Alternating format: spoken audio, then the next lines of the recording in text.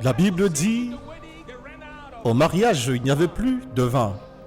Que faites-vous quand vous n'avez plus cela? Que faites-vous quand vous n'avez plus d'idées, quand vous n'avez plus d'options? Que faites-vous quand il n'y a plus quelqu'un que vous pouvez appeler? Écoutez-moi, fils et filles de Dieu, ça arrive dans la vie.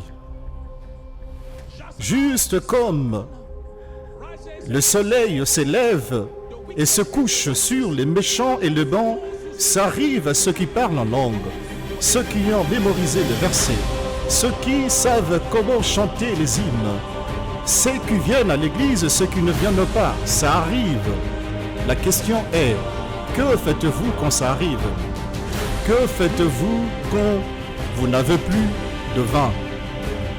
Ceux qui tournent vers lui, le regard rayonne et le visage ne se couvre point de honte. J'ai Jésus, je sais à qui regarder. Elle a une infection au niveau de son poumon gauche et également cette infection se retrouve au niveau de son poumon droit. Heureusement que le droit est un peu plus lourd.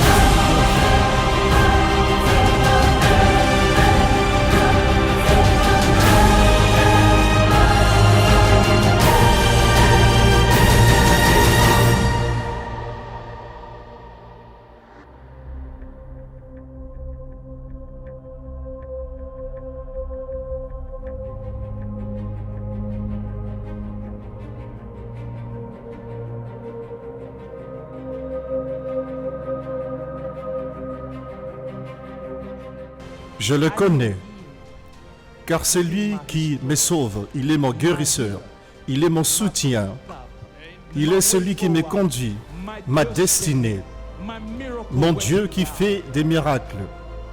Vous devez le savoir par révélation, parce que Marie savait ce que l'ange avait dit à son sujet.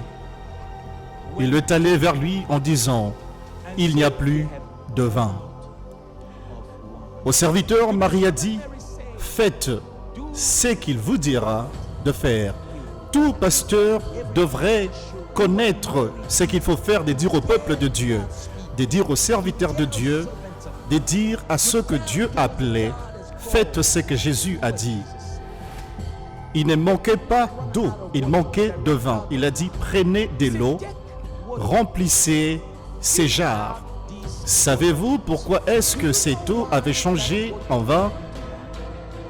Oui, nous pouvons dire plusieurs théories, mais la simple réponse est cette eau s'est transformée en vin parce qu'ils avaient besoin de vin.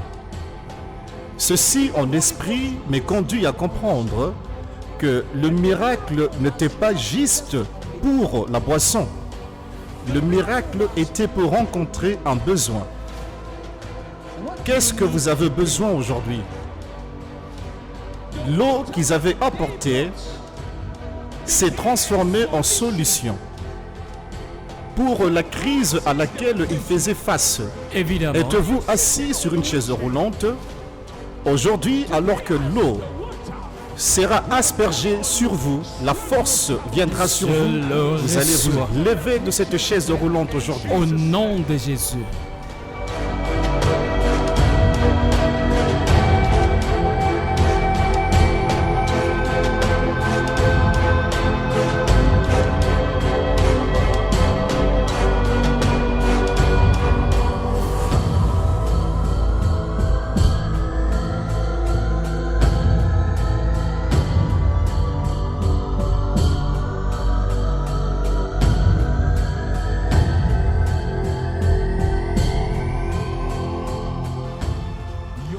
Votre foi ne doit pas être dans l'eau, mais dans le Seigneur votre Dieu, qui nous a donné une instruction.